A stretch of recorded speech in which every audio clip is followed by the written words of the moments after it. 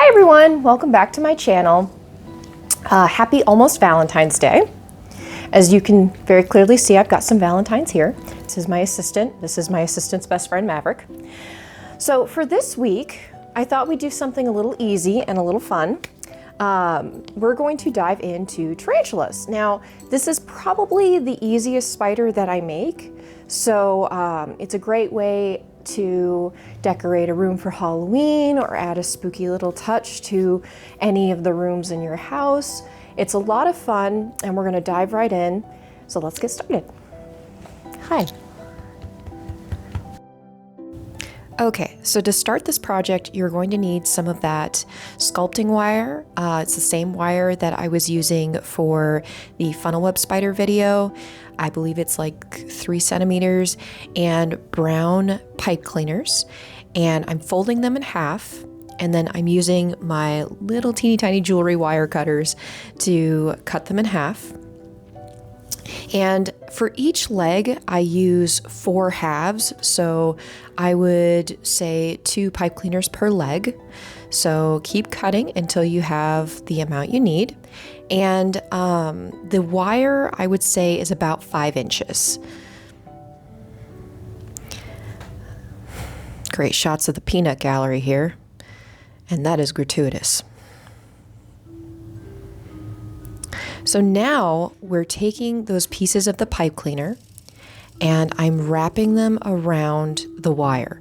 So each wire represents 2 legs and each side gets 1/2 of that pipe cleaner, and then the rest of the 3 you're going to wrap around in stages to make them continuously thicker, closer to what I would describe as the spider thigh. That way you're adding stability and a nice shape to the spider.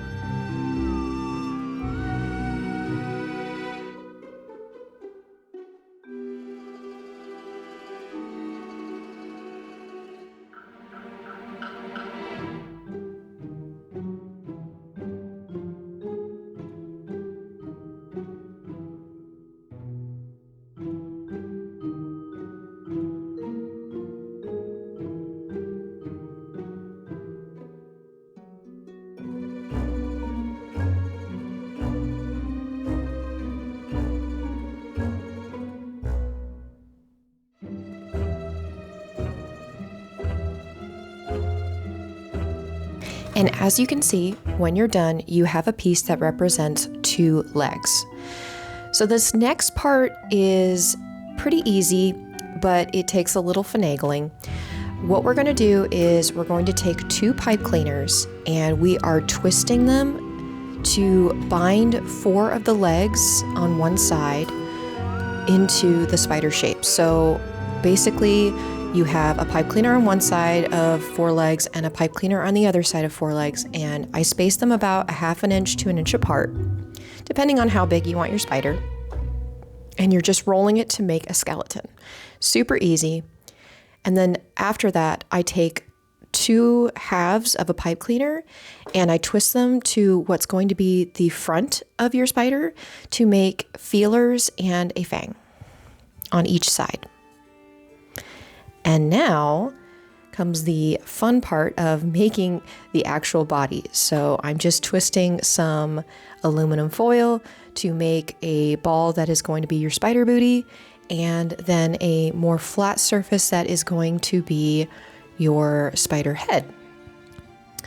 Now, this fabric I got from, again, the craft store. All of this is available at any craft store near you. Typically, I buy in bulk at Joann and find a fur or different types of furs that I like when I know I'm going to be making furry spiders. But if you just want to make a few, you can get about 3 or 4 spiders from one of these cloth pieces that you can get from like the aisle that sells foam and googly eyes. And we're cutting them into pieces you're going to need 2 thin pieces per leg, a square piece for the face, and a more round square, like a roundish square piece for the body. And now I'm breaking out my arch nemesis here, the hot glue, which I have burned myself on, I cannot tell you how many times, and I am hot gluing those pieces into place.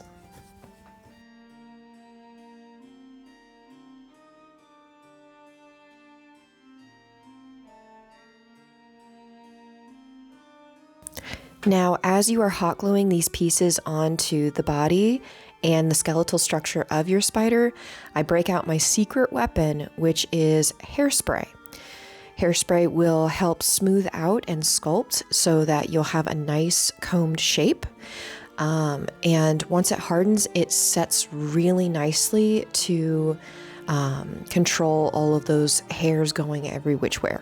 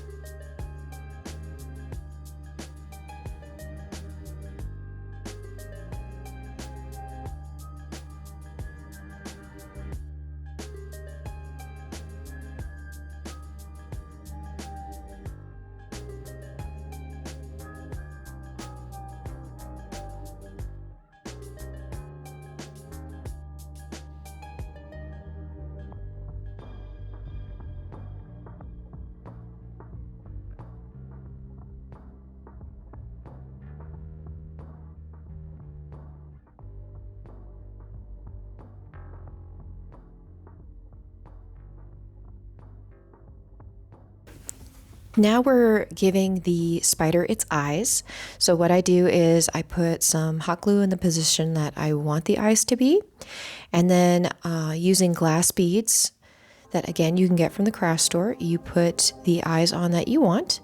I do varying sizes with my tarantulas. I do like 2 large focal point eyes, and then I add eyes around that. But it's your spider. You be the Bob Ross of your spider. Whatever you want to do and whatever makes you happy. And I use a toothpick to help position them so that I don't disturb the glue, because every time you touch that glue, it's going to get cloudy and it's just one more thing to paint later. Just something to keep in mind. Then you put hot glue on the bottom and you start forming your body and make it one structure.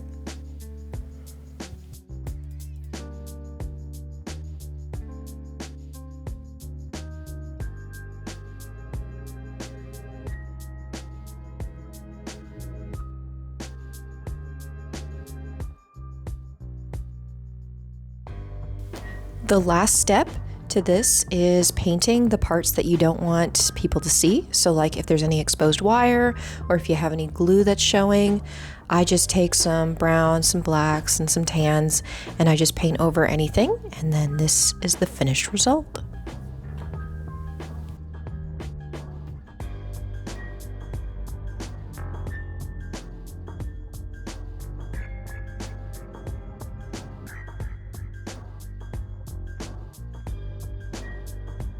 And here he is, all done. Now, this I did pretty quickly, just to show you the abridged version, the super easy version of making a posable tarantula. But the more you practice at these, the more you get good with the paints, the more time you put in trimming the fur, the more detail you give it, the more realistic it's going to be. So if you're going for something more realistic, put some more time into it and have a reference photo. But if you just need something in the background to be a little spooky, this is a perfect option to do. So I hope you make one. And if you want to see me make more crafts like this and follow along, be sure to subscribe. So me and my little cutie are going to find a new home. Happy Valentine's Day and have a great day.